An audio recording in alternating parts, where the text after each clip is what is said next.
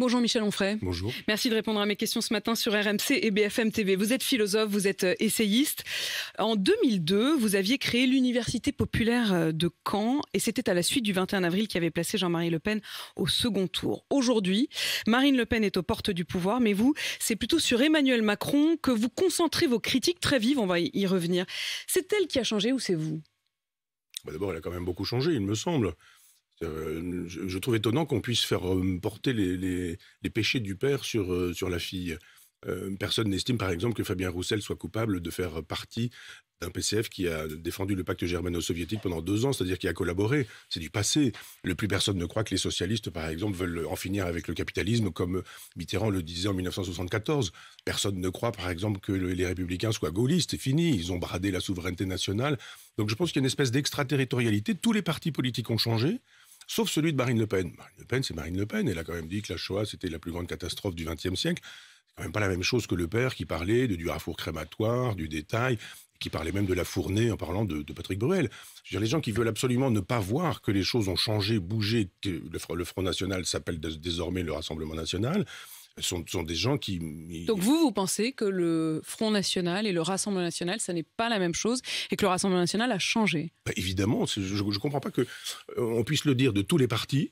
Même par exemple la Ligue communiste révolutionnaire ne s'appelle plus Ligue et elle ne s'appelle plus communiste révolutionnaire, ça s'appelle le nouveau parti anticapitaliste. Non, c'est-à-dire qu'ils ont supprimé la faucille et le marteau et maintenant c'est un mégaphone qui remplace tout ça. Il faut faire de la philosophie politique ou il faut faire de l'histoire de la politique. Qu'est-ce qu'on fait à Sciences Po si on n'apprend pas ça, le mouvement des partis politiques? On peut tout de même pas imaginer par exemple que Valérie Pécresse soit gaulliste, que Chirac même ait été gaulliste. Quand ces gens-là, pourtant, ils le revendiquent. Évidemment, ils le revendiquent. Il y en a que vous croyez, d'autres que vous ne croyez pas. Mais simplement, moi, je lis les programmes, j'écoute ce que les gens disent et je regarde ce qu'ils font.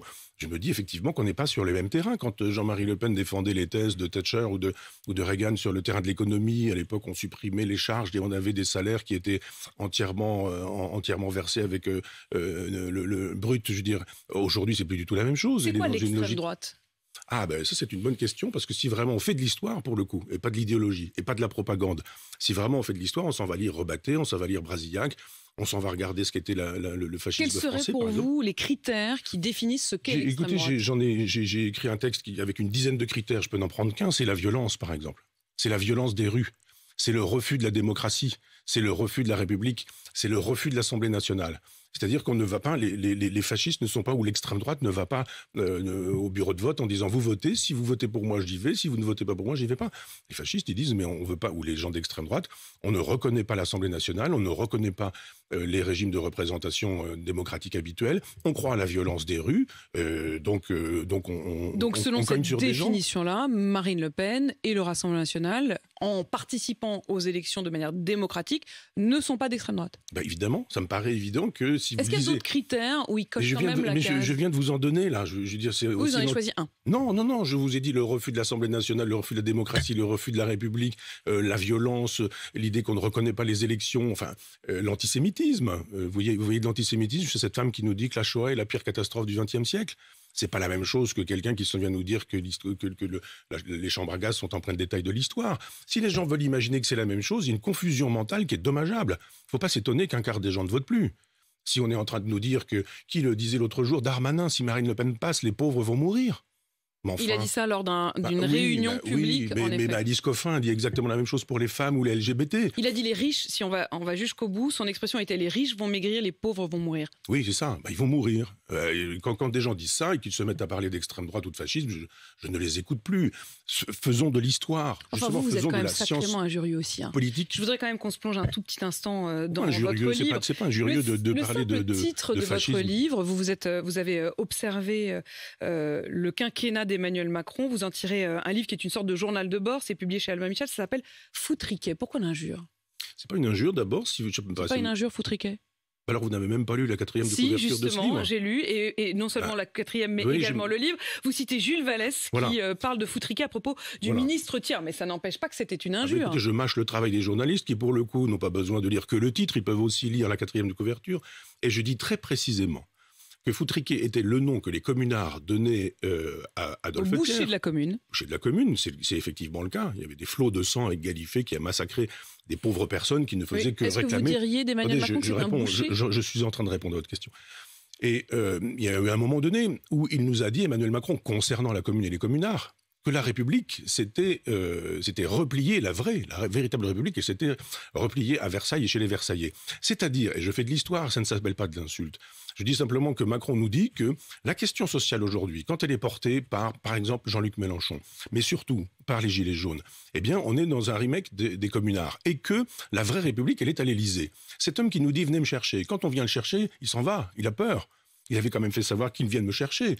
Souvenez-vous, à la Maison d'Amérique latine. Tout à fait. Et quand les Gilets jaunes disent « Ah, bonne idée, on arrive », alors là, il y a un hélicoptère dans l'Élysée, on est prêt à partir, peut-être probablement à Versailles. Et c'est cet homme lui-même qui nous dit que dans la commune, il aurait pris le parti d'Adolphe Thiers. Donc je dis, Jules Vallès disait de Thiers et de quelques autres le disaient aussi, que Thiers était un foutriqué. Je me dis, ben, ça marche très bien. Puis c'est souriant un peu. Non, je ne sais pas si vous appelez ça l'insulte, mais je ne sais pas si c'est souriant, c'est voltairien. C'est très acide. Oui, mais ne croyez pas qu'il est acide, lui, en disant qu'il y a des Gaulois réfractaires avec lesquels on ne peut rien faire, qu'il suffit de traverser la route pour trouver du boulot, qu'il y a les gens qui sont rien. Croyez-vous qu'un autre président trouverait grâce à vos yeux? Non. Croyez-vous que Marine Le Pen au pouvoir trouverait grâce à vos yeux? Non, Finalement, personne ne trouverait grâce à vos yeux. Vous allez un peu trop vite.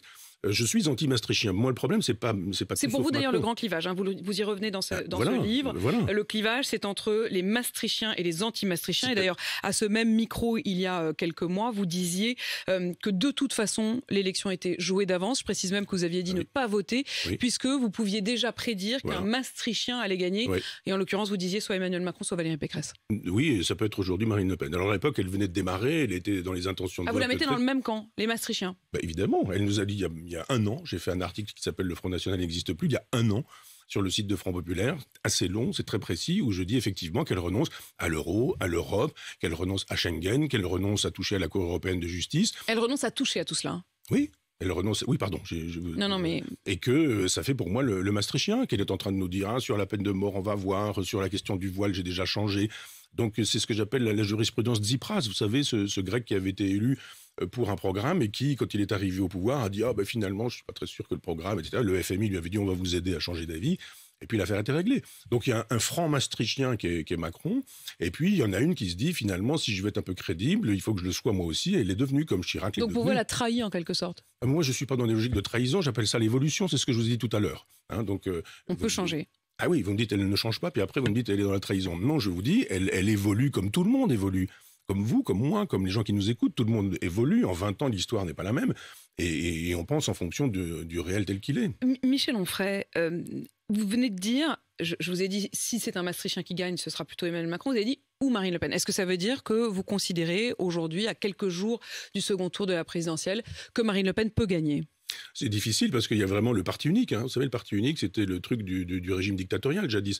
Aujourd'hui, c'est le parti français, hein. Je veux dire, le parti des maastrichtiens. Ah, alors là, on les a tous. On a les évêques, on a les athées, on a le MEDEF, on a la CGT. Eux ne se reconnaissent pas dans ces cas-là dans Marine Le Pen. C'est-à-dire, contrairement à vous, ils ne la mettent pas dans le même sac puisqu'il y a une sorte de barrage qui se réinstalle. Oui, les étudiants à la Sorbonne disent des choses intéressantes quand ils disent un peu que c'est la même chose. Ils disent ni Macron... ni Le Pen, révolution. Oui, ils disent c'est la même chose. Alors bon, après sur la révolution, il faudrait qu'on s'entende quand ils sont dans la logique du climat et des 2 points d'augmentation du climat. Je suis pas sûr que ce soit un horizon civilisationnel, mais enfin le problème n'est pas là. Ils ont raison. Pour vous vous sentez proche de cet appel des étudiants de la Sorbonne qui ont occupé la Sorbonne quelques jours? Moi, je fais partie du quart des Français qui n'a pas voté, justement parce que j'estime, enfin je vais pas dire on estime, je vais pas parler pour ceux qui n'ont pas voté, mais j'estime effectivement que les dés sont pipés. C'est tout. Je dis, mais on fait semblant de nous dire, allez voter, dites-nous ce que vous souhaitez véritablement, alors qu'en fait, on n'a pas véritablement le choix. Et vous voyez comment l'un et l'autre finissent par dire tout et n'importe quoi. Même Macron, qui commence à dire sur les retraites tout au départ, ah mais ça, ce sera un cap, et qui après dit finalement, le cap, j'en change. La retraite à 65 ans qui, au fur et à mesure d'une journée de déplacement, a été légèrement assouplie. Donc, plutôt dans la forme, hein, parce que quand on regarde dans le fond, les 65 ans restent un cap, ça vous ne pouvez pas le lui reprocher finalement. Si, moi je pense que ce personnage est prêt à tout pour aller chercher des voix chez Jean-Luc Mélenchon. Il a fait exactement la même chose avec les écologistes. Et Marine Le Pen fait très exactement la même chose avec d'autres électeurs. Donc, notamment ceux de Valérie Pécresse. Et c'est ça qui est assez pitoyable, de les voir tous les deux faire une espèce de course en disant « Est-ce que je pourrais pas aller choper ceci ou attraper cela ?» C'est honteux, c'est pas ça la Vous politique. parliez à l'instant des étudiants de la Sorbonne sur la question en effet de tous ceux qui se lèvent contre un candidat ou contre l'autre, principalement contre Marine Le Pen. Seuls en effet ces poignées d'étudiants ont dit publiquement ni Macron ni Le Pen révolution. Ils l'ont fait avec une forme de saccage de l'intérieur de l'université de la Sorbonne. Vous comprenez cette violence ? Non, je ne trouve pas ça acceptable. Mais en même temps, ils ont la fraîcheur de leurs 20 ans et l'inculture de leurs 20 ans. Et ce sont quand même des gens qui sont acculturés. Il y a quand même une espèce de processus dictatorial aujourd'hui. La télévision, les médias, l'école où on leur apprend un certain nombre de choses. C'est un peu normal qu'ils commencent à dire ce qu'on leur a raconté depuis une dizaine d'années. Qui n'était pas comme ça à 20 ans? Qui a une pensée autonome, intelligente et indépendante à 20 ans? Il n'y en a pas beaucoup. Mais juste comprendre que ça ne marche plus, cette espèce de jeu perpétuel, l'avers et le revers de la même pièce, ça recommence 5 ans plus tard, encore Macron, encore Le Pen. Vous avez une aversion pour la jeunesse. J'ai une aversion, je trouve que dans votre livre, une des critiques qui revient régulièrement sur le président Macron à vos yeux, c'est sa jeunesse. Non, c'est son jeunisme, c'est pas la même chose. Il a le droit d'être jeune. Mais je veux dire, cette idée de dire que la jeunesse a toujours raison parce qu'elle est jeune, je trouve que c'est une catastrophe. Et moi, je crois à l'initiation, je crois à l'apprentissage. Je ne pense pas, par exemple, qu'un instituteur en sache autant, un professeur des écoles, pardon, en sache autant qu'un de ses élèves. Je pense effectivement qu'il y en a un qui sait, l'autre qui ne sait pas, et qu'on doit transmettre pour que l'enfant puisse être élevé, au sens noble du terme. Aujourd'hui, on pense très exactement l'inverse. Donc, vive les jeunes, vive les marges, il n'y a plus de centre, il faut absolument... Je dis non, moi j'ai au contraire un grand respect pour les jeunes. J'ai eu la chance d'être un jeune perdu et d'être sauvé par mon vieux maître, Lucien Gerfagnon, qui m'a initié, qui m'a montré une voie, une direction. Et je défends ce genre de modèle. Non, j'ai même pas de la pitié, mais j'ai pas de détestation pour la jeunesse, sûrement pas. Je pense au contraire qu'elle a une espèce de fraîcheur et que cette fraîcheur, elle est maltraitée par le dispositif de l'éducation, de la télévision, des médias, de ce que j'appelais le parti unique maastrichtien. Mais vous êtes aussi très souvent dans ces logiques de médias, dans ces logiques de discours, vous utilisez aussi les outils d'aujourd'hui. Médias. En gros, j'ai quoi, le droit de venir vous voir si je dis ce que vous pensez, et si je dis pas ce que vous pensez. Pas du tout, je vous ai jamais demandé ce que vous alliez dire avant de vous donner la parole. Je vous avais vu qu'il y avait un point d'interrogation, donc peut-être puis-je le faire un peu plus entendre, mon point d'interrogation. Mais on nous dit, vous devriez être contre les médias, vous devriez vous taire, c'est comme ça qu'on vous aimerait. Si vous étiez silencieux, qu'est-ce que vous seriez formidable? Je ne dis pas vous. Michel, ça, franchement, c'est un discours que je n'entends pas. Mais vous êtes je en ne train peux de pas me dire, entendre. Vous êtes un des auteurs français les plus vendus, y compris en France et à l'étranger, ce qui veut bien dire que le fait que vous ayez un discours anti-média, en aucun cas, ne vous porte préjudice. Au contraire. Je veux dire, vous êtes plutôt mainstream en disant que les médias, c'est pas terrible. Vous savez, je suis pas dupe, je suis l'alouette. C'est pas être rebelle aujourd'hui. Non, mais j'ai pas dit que j'étais rebelle. Moi, je l'ai pas dit, au contraire d'autres. Non, je joue le rôle de l'alouette dans le pâté d'alouette. On dit, vous avez vu comment on est démocrate, on invite même des gens comme on ferait. Alors, il n'y a pas 36 possibilités, il y a des endroits où je suis interdit. Le service public, je suis franchement interdit, il n'y a pas de problème. Ou alors, quand je suis autorisé, on me dit, on va mettre quelqu'un en face de vous, puis un deuxième, puis un troisième. Vous faites un plateau où il y a parfois 3 ou 4 personnes qui pensent la même chose. Vous avez vu comment on est démocrate? Et vous le voyez ce matin sur RMC BFM TV, c'est l'inverse. Nous sommes seuls, Michel Onfray, vous et moi, et la contradiction... Je dois toujours rendre des comptes en disant pourquoi est-ce que je suis là? Est-ce que je suis pas un peu nazi sur les bords, un petit peu fasciste? Faudrait quand même qu'on sache, etc. Il y a plein d'intellectuels que vous invitez, pas vous personnellement, mais à qui vous déroulez le tapis rouge sans que jamais il ne soit posé des questions de légitimité existentielle. Moi, j'ai le sentiment de poser ces questions-là avec franchise à tout le monde. Je vous écoute pas toujours, Michel Onfray, vous devriez m'écouter plus, vous devriez écouter plus RMC et BFM TV. Je réponds à vos questions. Je voudrais vous poser la question aussi, Michel Onfray, des corps intermédiaires.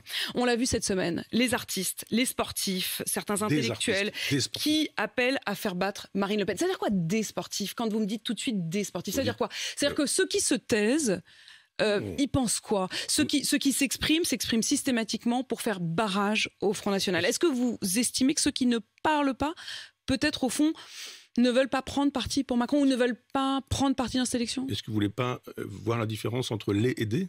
Si, au contraire, dites-moi justement ce que vous voulez dire derrière. Non, je veux bien qu'on soit obligé d'expliquer, mais enfin, c'est un peu dommage. Mais quand vous dites les artistes, les sportifs, non, je ne suis pas du tout. Des artistes, 500, je crois.